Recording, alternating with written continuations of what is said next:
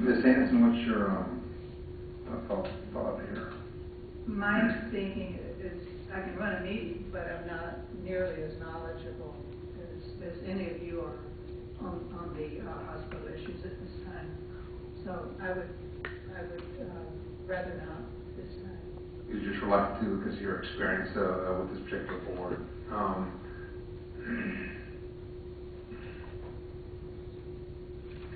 I think it's going to be this takes a lot of time to chair this thing with this spoiled by Mr. Carpenter here over the years. I certainly don't want to put somebody in a position that they don't want to be in. I think, Catherine, if you're looking for guidance, it would be up to us as your fellow board members trying to guide you as best as we could. If this is of interest to you, I think we could do our best to guide you with that. I think Meredith and company can guide you along that. I think you can do an excellent job of chairing this thing if you're comfortable with it. The experience doesn't concern me. You've got a lot of experience in politics, and I know you can chair this thing very well. But I don't want to put you in a position that you're uncomfortable with. This is a non-political body, right? That is very non-political. You get a pay raise at the end of the day. You get all the votes you want also, but your experience is valuable on sharing something like this, and maybe a good option. I personally one would like to see it, but Mr. Bone's time is very, very, very busy now, and I think you two need to talk about it. And Mr. Soleil, you also have extensive background in hospitals. I've been around the healthcare industry a while, yes. I'm, of course, brand new to this board, so that's my reluctance. I think I have a fairly clear vision of what the board's trying to do and what it needs to do. But as I said again, I'm quite new to it. And, I need a lot of help. Well, I think we all will, and I think whoever fills the have a tough time filling shoes of Ken Carpenter. Mm-hmm. But I think it will be as Jerry, as you said, it's a joint effort. So I'm willing, but of course it's going to take a lot of board support. But also, Dr. Bone, I think you're very capable too. But if you're very busy, I do have the time. I remember when I was a kid, we had my grandmother, when she would buy shoes for my mom, we would get bigger shoes and stuff tissue at the end of them, so we could wear them for a longer period of time. I don't know if anybody else. So you grew into them, right? Yes, I think we'll be stuffing tissue in Mr. Carpenter's shoes that he left. But he did a lot of work last year that I don't think is going to have to be duplicated again. And that's His work laid the groundwork and is going to make it a lot easier for whoever takes the position. I understand you're back working again in your other job. I got a day job, man. But it's the pleasure of the board. I will do it, but I'm not. My feelings won't be hurt at all for somebody else to serve as the chairperson. I didn't get a chance to warm the seat very long over the last 2 months, so it's still cool for somebody. And is anyone else interested in the position? I would be glad to serve if that's the pleasure of the board. I'll make a nomination then that we have Ms. Catherine Hanson as the chairman of the board of our as a board on the board. I'll second that. We have a motion and a second for Ms. Hanson to serve as chairperson of the board. Any further discussion? All in favor? Aye. Any opposed? I probably supposed to ask if there were any other nominations, wasn't I? Are we okay? We're okay. Okay, so then we have a vice chair. Okay, so now we need to discuss vice chair. Okay. Ms. Ross is currently serving in that role. I'm willing to remain as vice chair unless somebody else wants it. That's fine.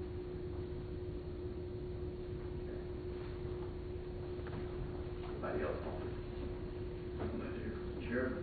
Chairperson, she feels she would get chair and the vice chair work very closely together in forming agenda and process and backing one another up, so if there's. Well, we have, well, be careful to We get have sunshine law, you can't work together. Yeah. Sorry. You know what I'm saying? No, I understand. We have to be on the same page. I have a question, so Yes. am I not the chairman now, so I have to make motions? I guess you're not the chair. I guess I am, but, so what's the, floor is open for nomination. Catherine Hanson is. I would nominate Ms. Rossi to serve as the vice chair. And do we have a second? Just a second. Got a motion and a second. All in favor of the motion, say aye. Opposed? Congratulations. So we'll move forward. We do have a secretary at the end. Oh, that's right. Do we have a motion for a secretary? Who, in the secretary currently? Mr. Brown. Mr. Brown, are you willing to? Try to get on the end there as far as I could. Sure, I'll glad to help there, Catherine. So do we have a motion for a secretary? I'll make a motion that Mr. Brown serve as secretary. Do we have a second? I'll second. All in favor of the motion to have Mr. Jared Brown continue to serve as secretary, signify by saying aye. Aye. Opposed? Motion carries. Okay, we now have our board of trustees. Yes, ma'am. Okay. Next item of business. Mr. Davis, they were asking who seconded the motion, they could not hear, I'm sorry. I'll try to do a good job replying. Okay, the next item is old business, and we have a website update. I do not have anything on the website. I'll be glad to accept any comments. The only thing that I've heard from the public was an email that there were not pictures available, but I think all the information on all the board members are now on there. The minutes have been sent every time that were received. They show that they're either not approved or they've been approved, and any information that we get once the board approved, it goes onto the website. So any comments anybody wants, please send them to us, and we'll be glad to try and send them on. Pictures of what? Of us? Yes. No. Do we want them up? That's up to the board, sir. I think we should either all have them up or none of us have them up. Yeah. Say one or nothing. And I guess you have the capability of having it. Yes, ma'am. We're gonna put the financial report on. Yes, on- yes, on sir, we there will. also. Yes, sir, we will. Is there any possibility of a lot of the activities that we do at each meeting coming up and be published before the meeting? I know a lot of the stuff came in the day before and the rest, but, you know, about the only thing that's there is the minutes. It talks about items that can be discussed, but it doesn't discuss or post any information on those items. I think in the interest of the public awareness and for that matter the board, that if it's available, those things should be published also. The expanded agenda items. It's what the board directs us to do. And I feel the same way. If it can be, if we have it, we should try to get it out on a timely fashion. Glad to put it up as soon as I receive it. I know. I know a lot of stuff looks like. But even if we don't get it prior to the meeting, if we will have it after the meeting. Absolutely. Anything that's presented at the meeting that night goes on with what transpired.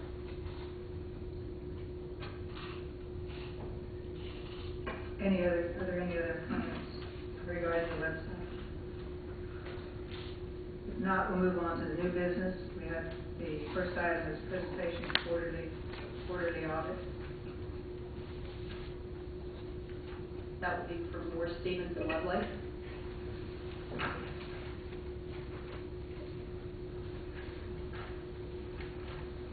Thank you, good evening. Hopefully everybody got a copy of the first quarter's report. The report's divided into several sections, and I'll just walk you through those briefly. The first section is identifying that it's the quarter July 1 through September 30, 2012, that we performed the agreed upon procedures on. there's a description of the purpose behind why we're doing the procedures, and then procedure by procedure, there's a description of what exactly was done. And that goes on throughout page 2, and at the top of page 3, we have our findings. Of the providers, and there's a short list of the providers there, Florida Hospital Waterman and Waterman Clinic were the two that did make submissions.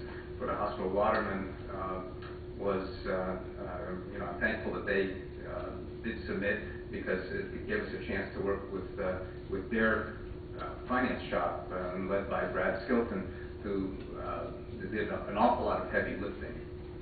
This wasn't an easy process, and the HCRA guidelines are vague at times and needed clarification, and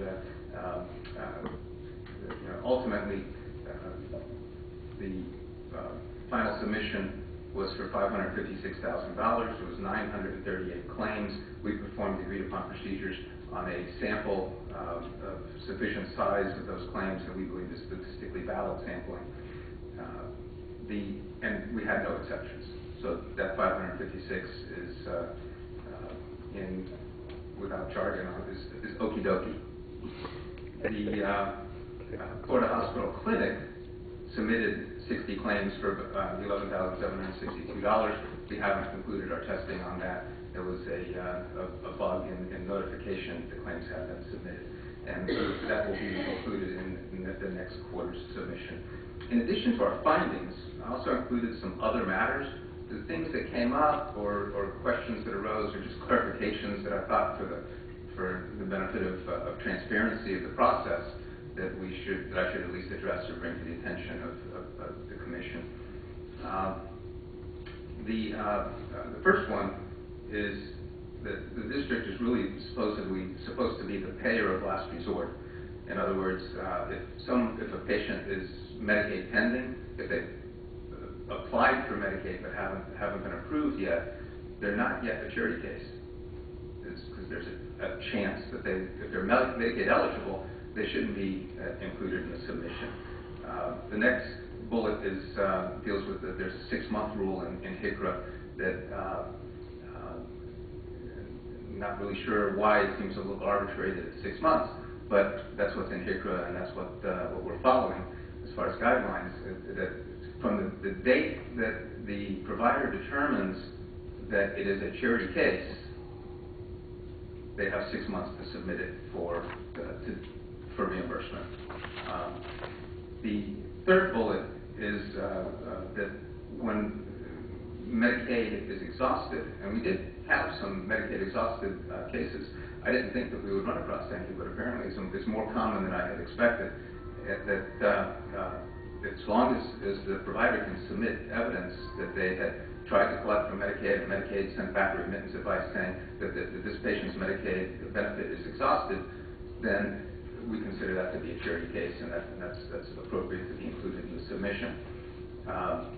The next bullet at the top of page 4 has to do with if a provider is part of a chain of providers, or in the case of both hospitals, there's more than one hospital in the entity. We just want to make be very clear that the Medicare reimbursable amounts that are used in the submission are the Medicare reimbursement amounts for that specific hospital, and not for the other hospitals or hospital that might be in that chain.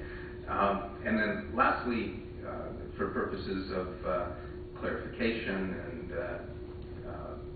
and transparency, we suggest that some things get put up on the district's website, and that is the HCRA guidelines, and not the entire HCRA guidelines, at least a link to the HCRA guidelines, and the annual federal poverty guidelines. That's important because that changes from time to time, and we ought to always have the most recent federal poverty guidelines available to the providers so that they make sure that they use the right numbers in their submissions.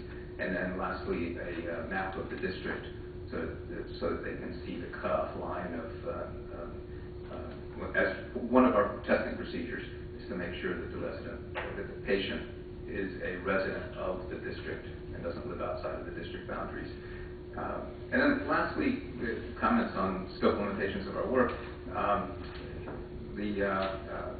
Our professional standards require us to say this, that even though this is a government and under your council will remind everybody that under the sunshine rules, this document, this report is a matter of public record, and its distribution cannot be limited. Auditing standards, my professional standards that I have to follow, require me to indicate that this report was intended solely for the information and use of the trustees yourselves, and is not intended to be and shouldn't be used by anyone other than the board of trustees. And that concludes my report. Hey, I wonder if I could just ask a question. Sure. In the case where they have an indigent who's in the hospital, and they have a time period that those days, those 10 to 45 days, where the county is paying the 35%, do you have a check to make sure that, you know, we're not double paying them? You're not double dipping? Yeah.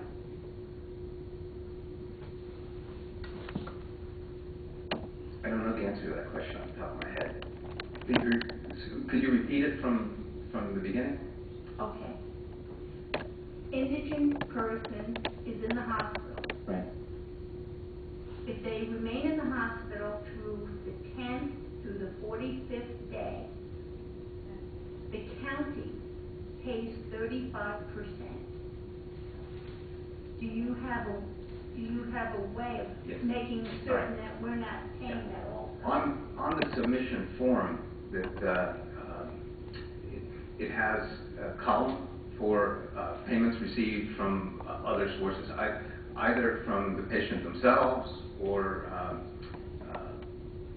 any insurance. For example, when I said earlier about where Medicaid gets exhausted, sometimes Medicaid will get exhausted halfway through the stay, and so they'll get some money. The other piece would be in the column that is for reimbursement. So if they got money from the county, that would be in the partial payment column, and that gets backed out of the ultimate amount that they get paid. Yeah, good question. Thank you. Why weren't there more claims submitted from other clinics? Yeah, I think that part of it was that this is the first submission that was done, and there is a lot of heavy lifting. I was commenting earlier that you know, this isn't free money. There's a cost to getting it, and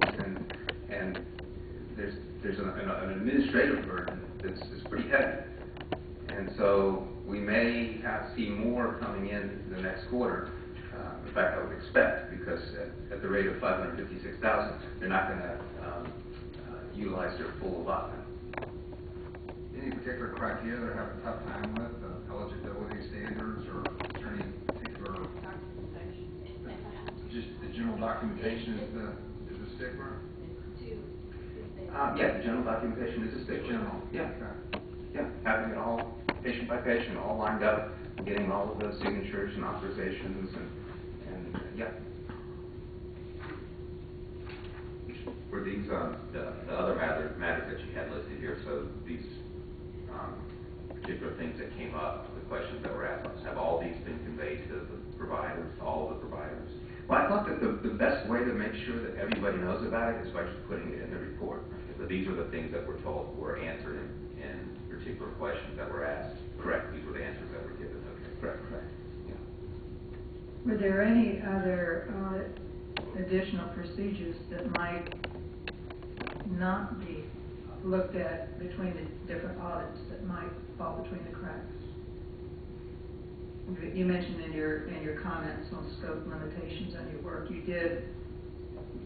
follow the agreed upon procedures, but is there anything that you might have in mind that might be still looked at? Right. No, I think that these procedures really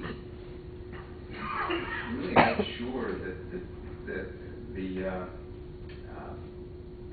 by going through these procedures, you're really giving a rigorous thorough audit and achieving the objective that the district really wants, which is the objective of accountability on the part of the providers. Okay, and I think, Leesburg, did you want to comment on the previous question, or? I can maybe help shed some light on it if you'd like.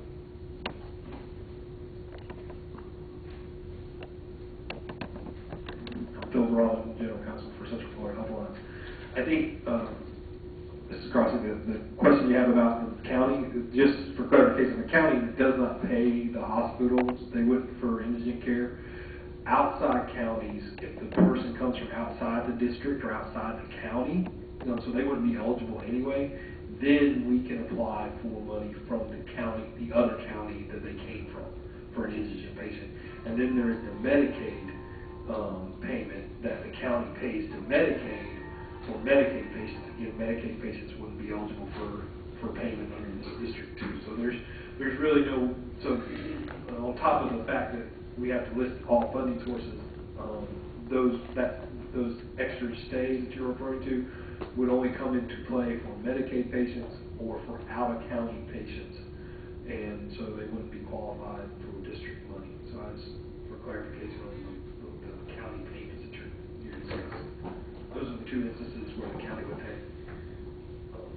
And in addition, as for why the submissions, in our last meeting, we talked about the burden of getting the documentation and wanting to be able to make sure we had clean claims when we submit them. So you will see additional claims come in on those next submissions, and hopefully they'll be completely clean by having that time to get them together. Thank you. And I apologize, but what is your name? I know you're with Moore Stevens Lovelace, but your name? I'm sorry. My name is Farland Halleckman. Farland. Okay, I'm sorry. Okay. Okay, are there any other questions in the audit? So what I'm hearing is there's really nothing this board can do to help facilitate in some factor of the documentation for these clinics. There's really, just sit tight and wait. We want to make sure this is as easy as we can. There's really something we may want to discuss if there's something we can do to facilitate this. Objective to get to them and get it in the right hands quickly and as efficiently as we can. But we're certainly not here to hinder people. Mm-hmm. I think as the process continues, I think it will fall into place and become easier. There's a steep learning curve, and the part of that learning curve is first, well, where are the sources of information? And if we haven't already been accumulating it, now we have to go accumulate it for the first time. But then the providers are going to set up systems so that they accumulate it as they go. Once they get to that point, which if not this next quarter, it'll certainly be the quarter after that, they'll have systems for accumulating this information. So it'll be less manual, and it'll be more accumulating as they go along. But I don't see any way around the pain right now. There is going to be pain because the criteria that we have are rigorous criteria, and if we want the accountability that you're seeking, it is going to cause some pain on the part of the providers. I think we are easy to work with. Our staff tries to be responsive and answer questions, and we're open to face-to-face meetings, which we've had several with providers. And I think that, and I was discussing with Ken Carpenter earlier, that it probably makes sense to have a training session where all the providers can come and we can just walk them through the process. It'll certainly alleviate some of their anxiety to have that training session. If y'all were to do that, would that be a conflict at all? Would we kind of segregate you from that role and possibly get another facilitator to help educate them? Is that? I don't think it's a conflict, and I consider it part of it's not an extra charge for the district to do that. It's helping develop a smooth engagement. So we'll benefit from that as well. I think that's a good idea. I think it is. Like training and facilitating them and helping to educate them on the format is practical. Yeah, and then make sure that they all hear it. Yeah. Because right now, if one asks a question that gets answered, then only that one knows the answer, and so it would be a chance for them all to hear it together at the same time. Good suggestion. Did, Leesburg, did you have another comment, Leesburg Regional?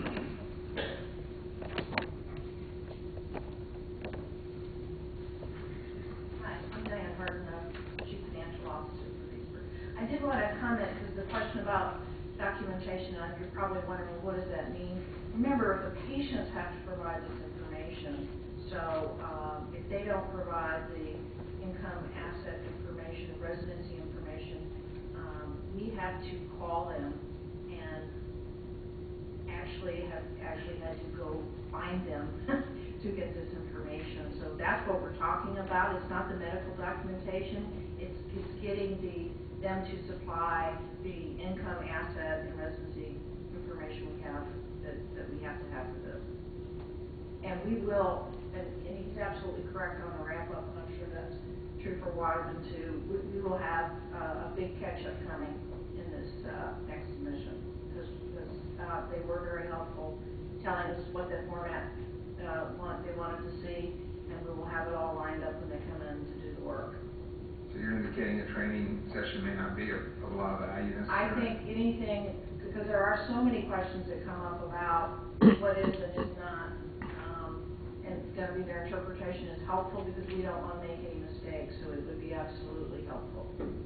So shall we, if the board, if we want to do this, who would, you would facilitate it, but who would coordinate it? Would the board do it? We have all the contact information. So you can move forward with it?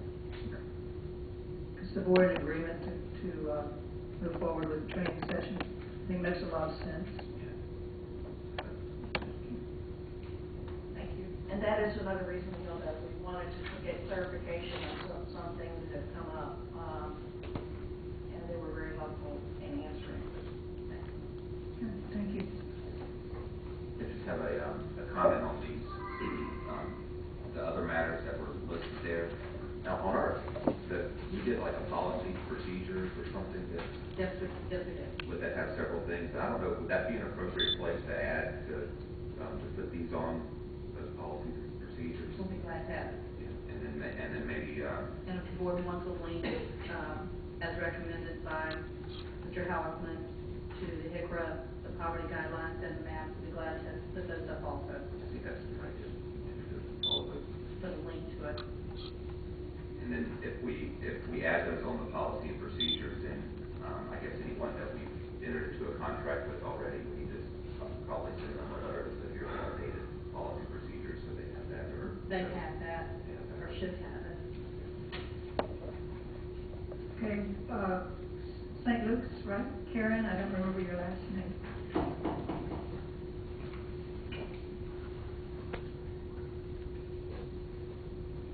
Good evening. I think I can explain why some of the clinics are having difficulties. My name is Karen Berry. Good evening, everybody. I'm with the St. Luke's Medical and Dental Clinic. I want to show you literally a sample chart that we took on a patient who came into St. Luke's trying to qualify this patient. And I want it noted in the record that there is a number, no names, so this is not any violation of any confidentiality, but I want you to take a look at what we had to get to, this is one patient, the paperwork on one single patient. And I'm not going to leave it with you, but I want you to see what they're talking about, what the difficulty is. And for us, the main difficulty is twofold. We take patients who have very low income to begin with, and a lot of them are paid in cash. So they don't have checking accounts. They're paid in landscaping or other agricultural industries, and they get cash every week, and it says you have to verify cash. You have to verify income. So when you're being paid in cash, what we had to do is go back to the employer and get a handwritten note saying that I paid so-and-so in cash to verify. You can imagine how long this takes.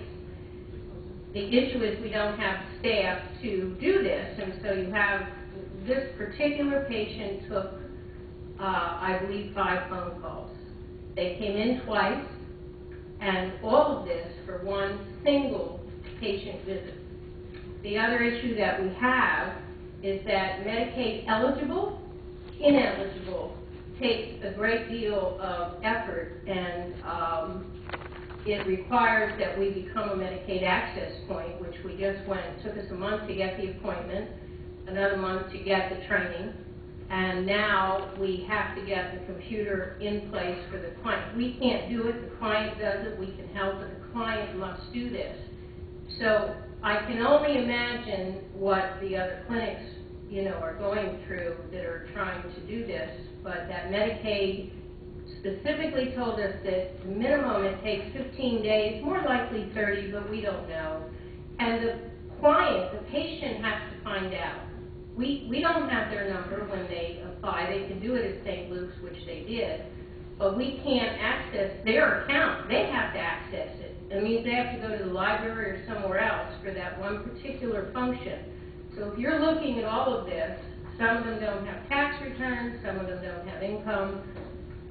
It is challenging. So Carlin and Morris Stevens Lovelace has done a great job, bent over backwards trying to help us, but you can see those are specific challenges. That's what we're dealing with, so that you might understand why we haven't billed yet.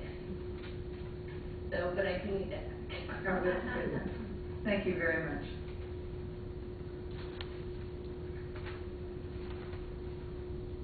Are there any other questions on the audit? Part of the audit?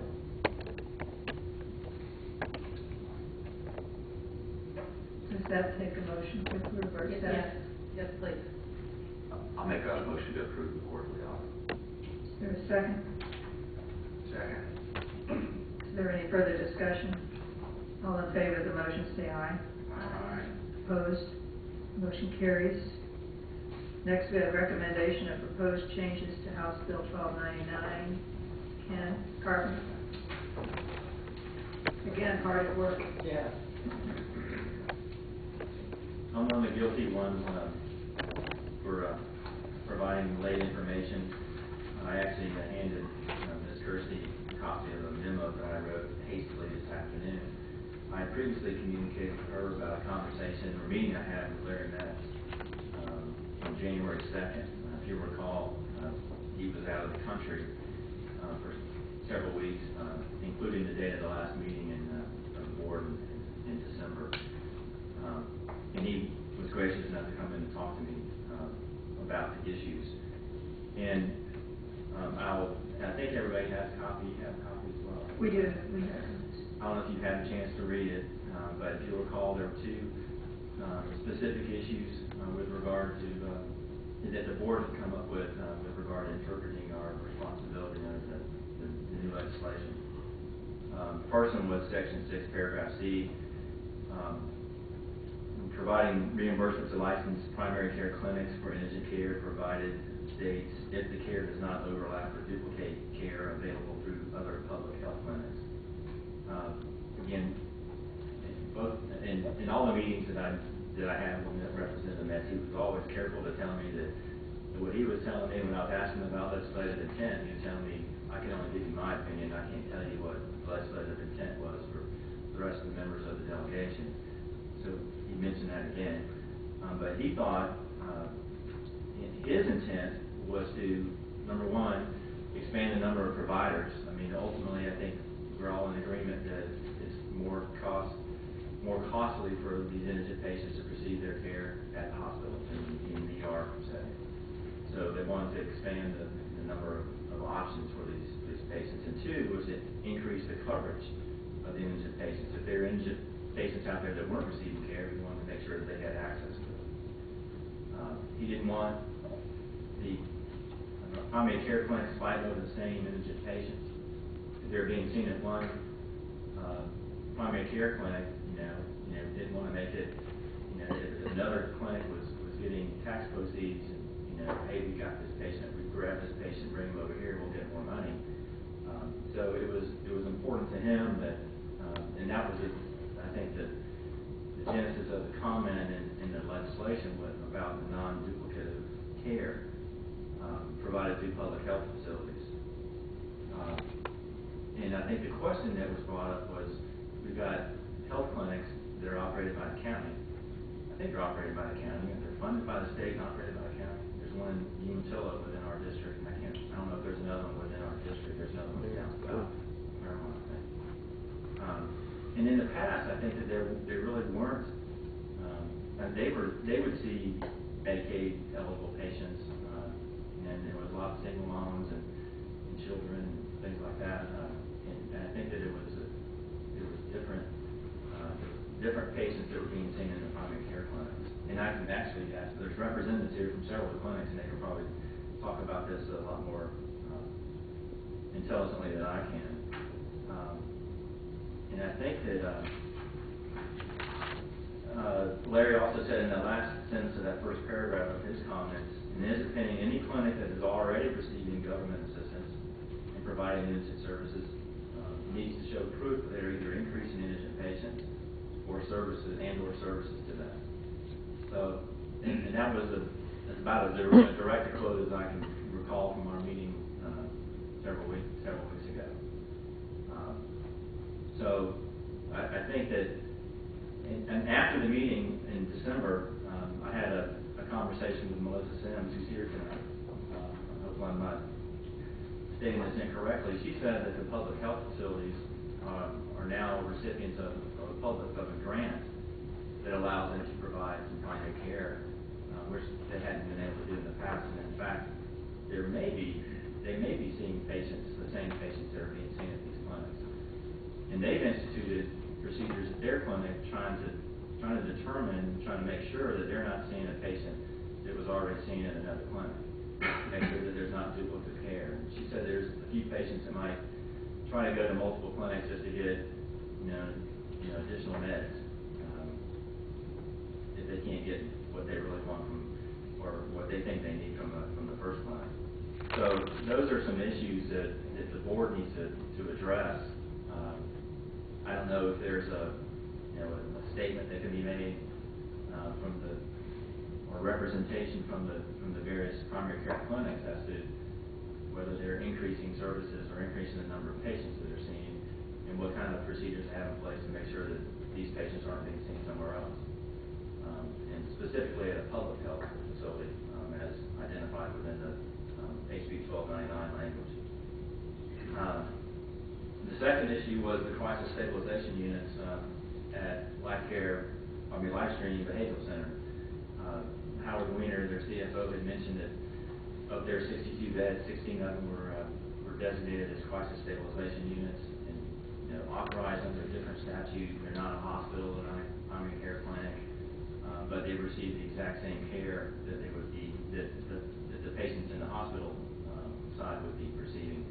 And again, Representative Metz stated that he thinks the board should use reasonableness and latitude in how they interpret the legislation, and thought that this was a case where it's pretty clear that they're indigent patients, and just the fact that they're in a crisis stabilization unit instead of a hospital unit really doesn't matter. I mean, they should be included in the reimbursement process. So basically, it's use your good judgment. He didn't think that that there was going to be much of a chance of any liability or anybody coming back on the board if you use and base your opinions and your decisions based on good judgment and reasonableness. He clearly stated that this bill was passed kind of as a local bill. And I learned a lot about the legislative process during my term on this board. The local delegation, and there are multiple local delegations all over the state, obviously, they can come up with a delegation they think is beneficial for their community, and they take it up to Tallahassee, and it's kind of fast-tracked through the whole process. And even that process apparently is very difficult to do. So he kind of cautioned making changes or suggesting changes to the legislation, without thinking it through. He said it's been, we're 3 months into, or 6 months into this period where the new legislation became effective. And he said you might want to just give it some time, go through this first year, see what kind of issues you come up with, that, and again, using reasonableness and latitude, to try to come up with a good decision. And if you can't, then go back to the legislative delegation and ask for a change in the wording. And he was also, thinking out loud that with Obamacare looking like it's supposed to be full effect in 2014, there may come a time that special tax districts won't even be in need. So again, another reason maybe why holding off, seeing what a year's worth of transactions and stuff brings before you try to make any specific changes to the legislation. And that's really all my comments. I would like to add, my 2 cents worth of what was discussed here previously was that another reason why, Mr. Brown, you asked why there were so few claims that were submitted, and the documentation obviously is a problem, but also I think at the last meeting we had, Mr. Halleckman stated that error rate, the providers don't want to have an error rate because that error rate is extrapolated over their entire population and it can mean significant dollars to them. So there is extra incentive to try to make sure that everything they submit is accurate. You'll notice that where it says 900 and something claims, I think, presented by or submitted, 938 claims submitted by the hospital, by Florida Hospital Waterman, and had 0 exceptions. That's, from an audit standpoint, that's pretty good. But I think there was a lot of effort that was involved in making that happen, and that's what all the other providers are shooting for as well. So with that, I'll answer any questions you might have. Yeah, and Mr. Carpenter, so Representative Metz, he's not in a position, or he has no desire to sponsor any amendment to legislation or anything to clarify any of these questions at this time. Well, when I mentioned the specific, I think I copied you guys on the email that I sent to him before the last meeting in December, and he looked at both of them and thought, I don't think there needs to be change. I mean, his opinion was that the language of HB 1299 was sufficient as is. You can interpret it. You're free to interpret it in a reasonable way. Again, just thinking, on that first issue with regard to the duplication of services, just making sure, with public health facilities, making sure that there's that you're not fighting for the same patients.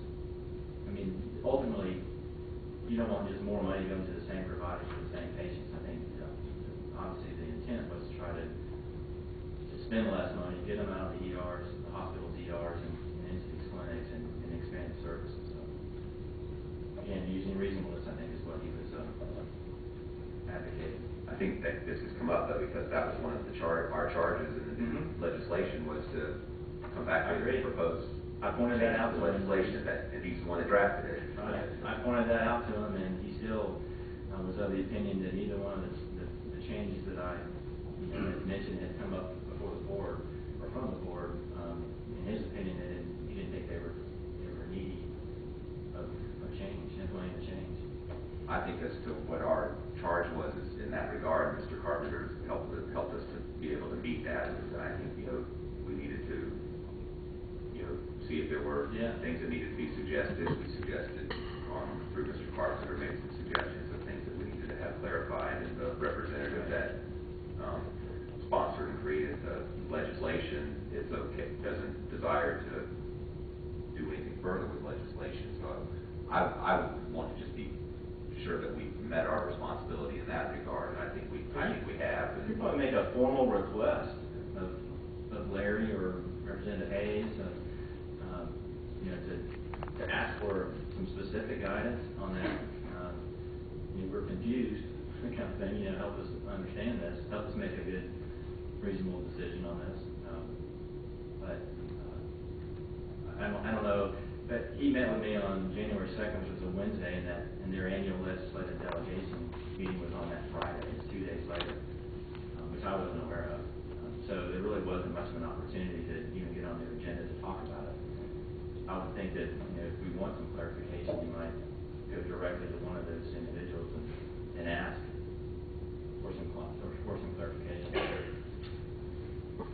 I want to thank you for Sure. helping out still. Appreciate it. And also, there was when you were voting for the new chairman, and there was some hesitation, because of lack of experience. Ms. Hanson, you know where I work. You have my phone number, so if you Know where you work. need some help, I'll be glad to answer questions. You've already been very helpful, and I'll take you up on that. Thank you. And thank you for all your dedication and hard work. I think that was very helpful. I'm glad that you met with Representative Metz. And I'm sure as we move forward in this year, there'll be other questions and recommendations, and I think we need to follow Larry's advice at this time, but still continue to do due diligence, which the board is doing. Are there any other questions or comments of Ken? I need some clarification, going back to the quarterly report. My understanding is we won't pay on claims until they're included in the quarterly report. So, of course, we've got the letters of agreement that are going out, that takes care of the hospitals. So the claims that were submitted by the clinic will not be paid until after the next quarterly report where they are actually examined. Is that everybody's understanding? Okay. Sounds like we're going to be accumulating a lot of money. Not paying my attention. Okay, and everybody is on board. Okay. So if there are no other comments or questions of Ken, we need to schedule budget meetings. We'd like to schedule budget meetings, and in addition to the budget meetings, which, sorry, out of habit, that's what we're usually scheduling, budget meetings and annual meetings, we need to schedule quarterly meetings also to review the reports from Moore, Stevens, and Lovelace. So we have some proposed dates that have been checked with the counties to make sure that the availability of the room is fine. So we would propose the next meeting be March 21st. These are all Thursdays at 5:15. The next quarterly meeting after that would be July 18th at 5:15. The two budget meetings would be September 19th at 5:15, followed by September 26th at 5:15. And then the annual meeting, which would take care of the last quarter also, would be January 23rd, 2014 at 5:15. What was that first one in September? September 19th.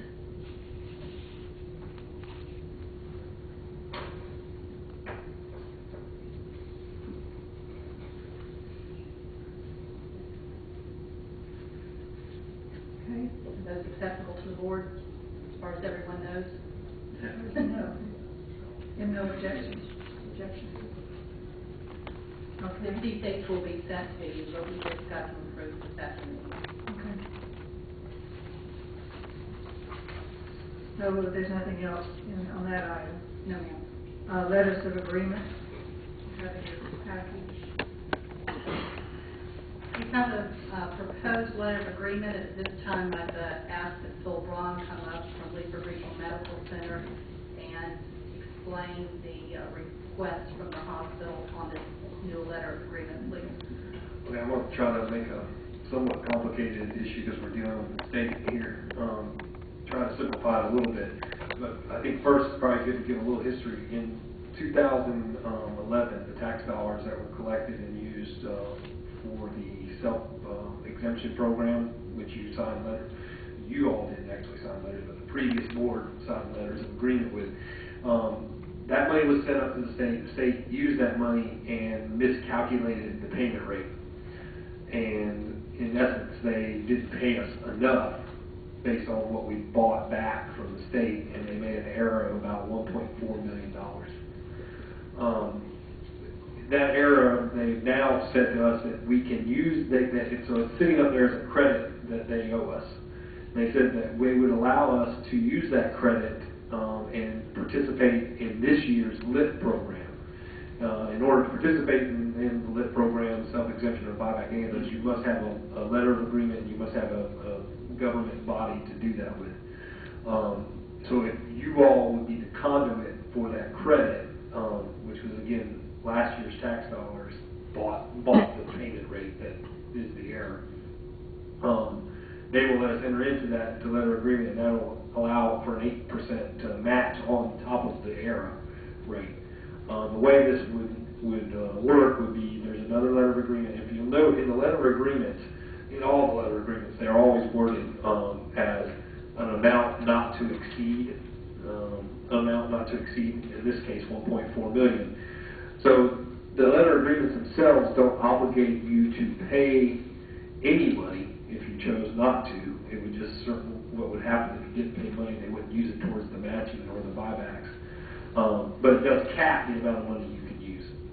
So right now there is a credit sitting up there, and if you enter into this letter of agreement, I guess what we're requesting is you act as the conduit to allow us to enter into the LIT program with these funds.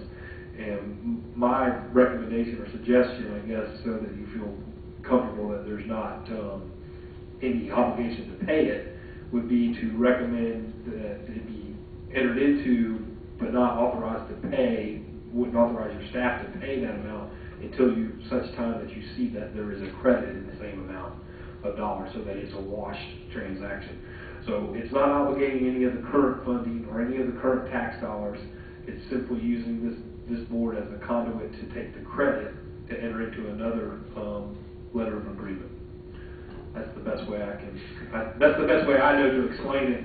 In the accounting world of ACA, and the reason that Meredith wasn't able to send this out sooner is this just got approved, finally approved. They've been talking about it, and they finally approved it and sent us the letter last week. Oh, not last week, I'm sorry. Last night. They sent it last night, and so there we have that. They've also started to work out a spreadsheet to show us where the credit, but we need them to show the separation of the hospitals and the money all in one spreadsheet. And once we get that, the district would also have that to verify that the credit exists. So you're not, just so everyone's clear, it's not obligating any current dollars to be used for this LOA. We just simply are using it as a conduit for a wash transaction, which will actually what it will result in an 8% increase in the state dollars that come back to the county for healthcare. So, Meredith, do you have the verbiage for that, assuming the board agreed to move forward on it? I don't have the exact verbiage, like Mr. Braun said, we just got this at 11 o'clock this morning, but we did have a conference call, Mr. Bone, Mr. Braun, myself, and Eric Pressman, and we were talking about perhaps a couple of things, was if the board chooses to enter into this letter of agreement that they would not authorize it's like saying it's to pay, there's no money to be paid, and that she would be receiving the spreadsheet showing that there is an offsetting credit up there. In addition, perhaps getting something from an indemnification agreement from the hospital, holding or harmless from any funds should there not be any. Right, well, we've already signed a contract with the district. Should they pay any funds that we're not owed, that we would identify as part of this year's contract. But again, keep in mind, the money that we're talking about is you sent the district money up to them. They use that to change our Medicaid rate, and they miscalculated the rate, so our payment was $1.4 million short. That should have come to us from that rate change. And so the money is not necessarily owed by the district. It's sitting up there. And the way, and just to further complicate it, because that's what ACA does, the way it's going to show on the rate, if you enter into this agreement, basically you'll see you'll have the 3 letters of agreement now. You have your buyback letter, which you've already entered into, which is about $6 million. You'll have the self-exemption letter, which is about $1 million, and then you'll have the $1.4 million new letter of agreement. And what they'll do is they'll take that credit and put it kind of all together with those obligations. So it'll show what credit on there, but it'll look a little weird. But I is the only way I can say it. But Is there any possibility that they would credit, I guess, send funds and then determine that the credit was wrong and come back to the district and say that, no, there's no obligation of the district to pay anything on unless it's credited. I mean, you have your current agreement to pay them, but even that money, just for instance, even that money is going to be reduced because they are constantly tweaking those numbers. And that's why they put in the letter of agreement a number not to exceed. So unless they increase that number not to exceed, with that credit, you'll never have more obligation than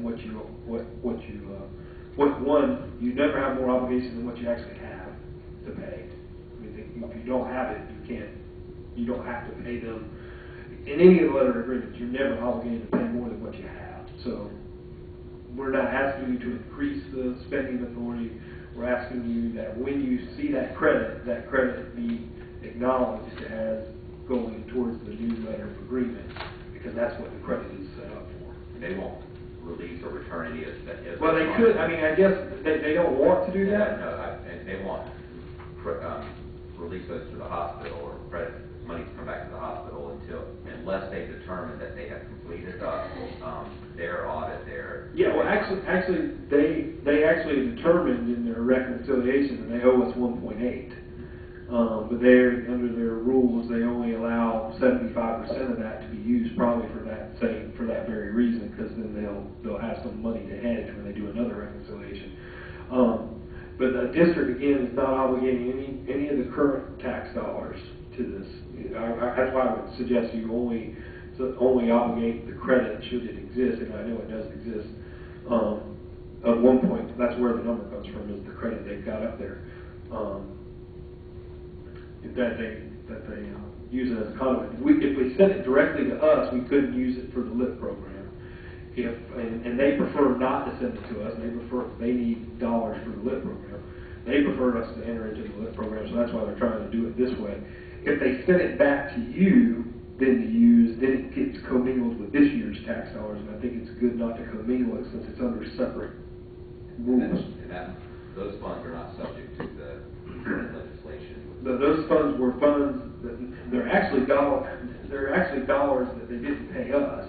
That when you set the money up, even this year when you send the money up, and when you set the money up, or the previous board set the money up last year, that money again is used to purchase a payment rate change. And so as patients come in, our payment rate is increased. They didn't calculate it right, and part of that is part of the reason is that it's complicated. Part of the reason is they don't know how much money all the different governmental entities that are sending them money, they don't know how much money they'll actually give them. Again, that's why it says not to exceed. Sometimes they come up short. Governmental entities come up short with the dollars that they're supposed to send up because property values drop, people don't pay their taxes. So they don't always have, when you budget your budget, you don't know for sure how much money you're going to collect. And the same thing happens everywhere. So they have, in all these letters, they all have letter of agreements, and they all send money to the state. When they don't get certain money, then they make adjustments to the other people who did send money, because it's all based on a formula that based on how much money you send up and how much money they send up, and then they split up this I think it's like $1 billion. They split up among all the different providers. And so when somebody comes up short and you pay more, then you deserve a bigger percentage of it, and it buys back your rate higher. And that's kind of what happened here, and that's what will probably always happen from now on with all these new programs. Remember, it used to be just the LIP, but then they added this buyback and exemption just 2 years ago. So they're still, I think, working out the kinks on some of it. Okay, are there any other questions? We need I make a motion to approve the letter of agreement, provide, and authorize the chairman to sign, provided that no funds be remitted to the state that exceed any credit that is available to the district. Is there a second to the motion? Is there any further discussion? We're okay on the indemnification side, we're fine there. Well, we do have that. Do we have that funding agreement? That is that? LRC has. Yeah, I mean, if you want to work with, on drafting something else, I think it's, your motion is not to exceed any credit you got, so you're not going to pay, you're not ever going to pay any money. So I don't know what we would indemnify. Yeah, and no funds are gonna be remitted. Sure. We're fine.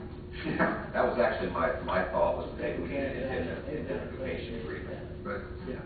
That's basically it. Yeah, you'll see If they it. has credit, they need a debit. We're creating a debit with this resolution. that's right. Then they can pay it. That's a better summary than I had. No, I swear. I'm not a finance, you can tell you got a lawyer if you're talking finances, so that's the problem. If there are no other questions or no other discussion, all in favor of the motion, say aye. Opposed? Motion carries. Thank you. Okay, item 10, is there any other matter to come before the board? There is, Madam Chairman, the funding agreements that were provided to you, all of the funding agreements have been executed by all of the hospitals and entities with the exception of Florida Hospital Waterman, Inc., and also their clinic. I have included in here their suggestions from their council. A lot of them, if you've had an opportunity to review, are references to not only the bill but the act, which House Bill 1299 has been codified into this 2012 law that's referenced in there. Some of them are more grammatical spacing. I don't know when it was transmitted, what kind of problems we may have had in transmission. The things that I would point out to the board is on page 3, under B, the last sentence that begins, where the clinic shall make available for review at clinic upon a time mutually agreeable to the parties set the information in custody of the clinic as the district and/or its third-party auditor, if applicable, reasonably requires in order to perform the audit under this agreement, subject to any limitations that may be imposed by state or federal law. That language was added. I do not have a problem with it. This is all up to the board. There's some additional language that's added in the next 2 paragraphs.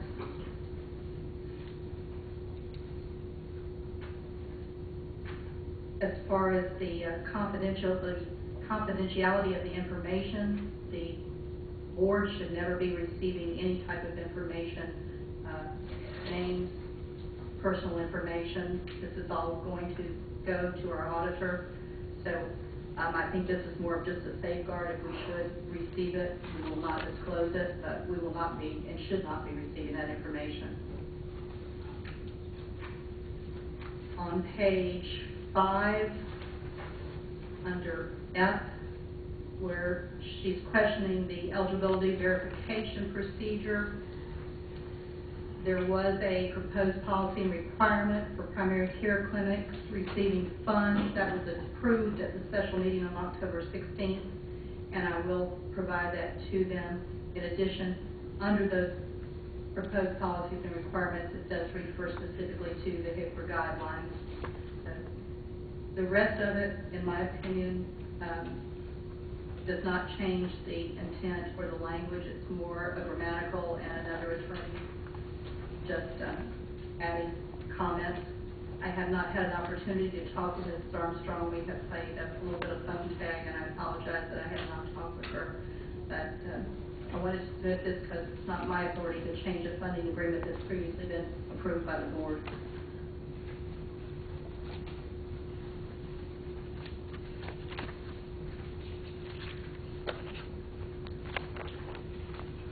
And your comments signed to both of the funding agreements? That's correct.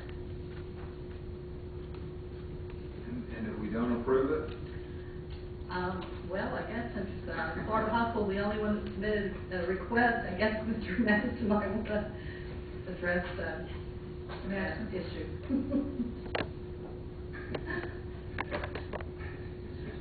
I don't think you were suggesting that we would. yeah, so Clarification. clarification, yes, sir. I value greatly Ken Madison, Florida Hospital Water. I value greatly the robust legal counsel that we enjoy. And I apologize for any inconvenience this might have caused. It was felt, I believe, by counsel that this helped clarify so that there were absolutely no questions. And in that nature, they're not trying to pull anything. They're just strictly trying to clarify. And they apparently have more time on their hands than they need. Okay, are there any questions of Mr. Madison? No, thank you. Are there any other questions of Ms. Christie? No, ma'am, I just would like to know if these are acceptable, and I don't have an objection to her recommendations and changes. I will make the changes and submit them again to Florida Hospital and their clinic so they can be the last ones to sign the funding agreement. Do we have a motion to approve the two agreements? Motion, is there a second? Second. Are you picking up who's making the motions? Yes. Okay. Is there any further discussion? This is, Question? The signature on this is, this was the funding agreement that was previously. This is a previous agreement. Previous. Is this board in a position to approve that board's action? Well, I that think was we- an old This agreement. Or an M? Yeah, I think we approved an agreement as a board to be signed, and it was taken back to the hospital. Their attorneys reviewed it, and they have just gotten back to say these are we won't sign it unless we have some changes. So we approved a form of a contract, and So this board is approving an amendment to that contract, approving this form. we're approving not, well, Because it's last year's form, it's last year's. it was never signed, right? It was not signed, and the understanding my understanding when the board approved it was there would be counsel that would be reviewing it, and we would wait for their comments. And so we knew at the time when it was presented to the board that it had to go through these steps. And some entities may not be able to sign the way the board approved the funding agreement. So everyone was fine with it, except we would like to make the one for Florida Hospital changed.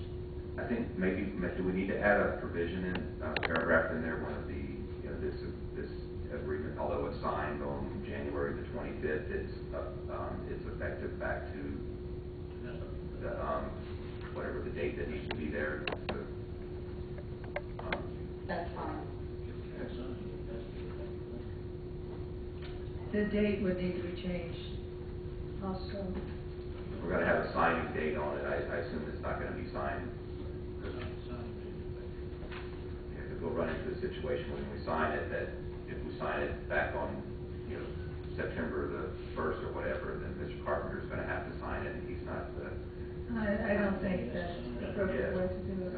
So we would, I think, have it dated the correct date, and then make it retroactive to the date that it was intended to start. That's fine. Just say that. Okay.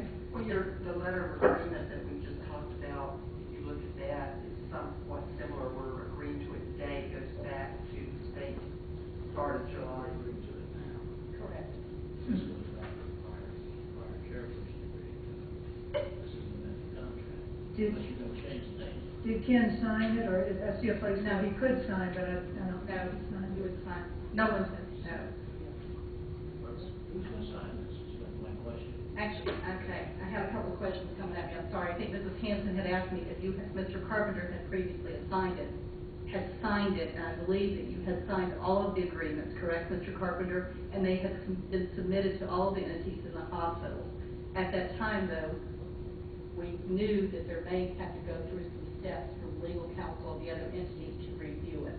So what I'm hearing is, are we amending this funding agreement to say that it's being executed by our current chair, Ms. Hanson, but the time period is retroactive back to the time it was approved by the board. Is that my understanding? I think that was the question. Okay. That's okay with the board? Yes, that would work. Okay. So the motion will indicate that it is amended. And is there any further discussion? All in favor of the motion, say aye. Aye. And opposed? Motion carries. Thank you. Is there anything else from the board? Is there anything that the board would like to discuss? Last information I'd just like to point out is there is a letter from Stone and Birkin for information purposes only to tell you that the DCA ruled, and if there are any questions about this, Mr. Stone will be available to talk with you, but there will be no opinion, and they prevail.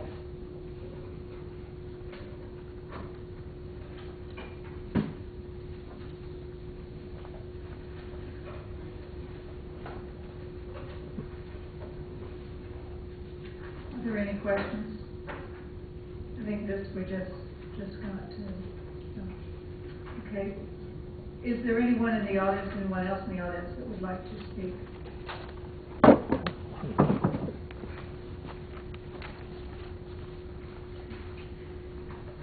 Why not? Dan Chilcom, I write a blog, fiscalrangers.com. A couple of things. One, you talked about the website. There are a lot of documents that are not on that website.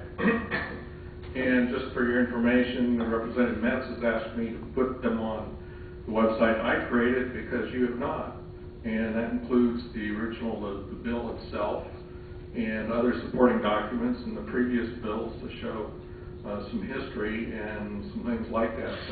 I can put together a list of those, and I have the documents, all of them, and if you decide that you want to expand the transparency, then I can send them to you, and I don't have to create a separate website, which Mr. Braun keeps reminding me I should update. The other thing is just that the decision that was just made, my understanding is there was no description of the reasons for it, and that by itself may be an issue. I don't know enough about how they make those decisions, but by not providing any opinion on why they made that decision, that kind of leaves some questions in some people's mind, and they might be asked to do that. To me, it seems like a lack of transparency for the court to make a decision, not say why one side or the other should prevail. And the attorney is kind of smiling there, so maybe she has the answer and can explain it to me. But other than that, it sounds like the guys are on a roll, and congratulations on getting the audit system working and everything else. Thank you. And I agree, if there's anything in Mr. Gilpin has that we can borrow from his website. And if the board wants me to include anything, please just let me know. I mean, we have included whatever we've been instructed to provide, so just let me know. How do we decide that? Should we discuss what we're going to put on there? Sure. Yeah. Or you mean what we might take from someone else's? Well, both. Sure. Other than the bill, and there's probably some more things that should be on there. I would think that in the interest of making the website, in the interest of making the website look like a website, there are links that should be there. They should not be in full documents on the website. They should be linked to it. If the bill should be posted, post it. It's no big deal. We're going to we post the financials, we post all the minutes, we post everything that happens. It should be done, certainly. If we need a history lesson on it, in the old bill and whatever, maybe some commentary or a link there too. So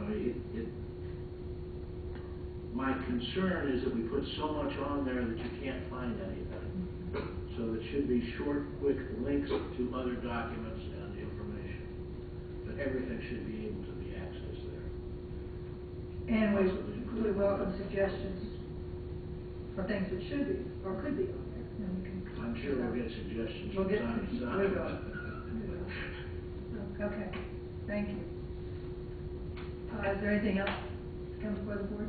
No, ma'am, not that I have. I may have a conflict on March 21st, but I'll try and resolve it at the next meeting. Okay. Just let me advise, the three of you, I will be in touch, going to get all new signature cards, so I'll need copies of driver's license, and, but I will come to you to get all that done. Okay, let us know. All right. Meeting's adjourned. Thank you very much.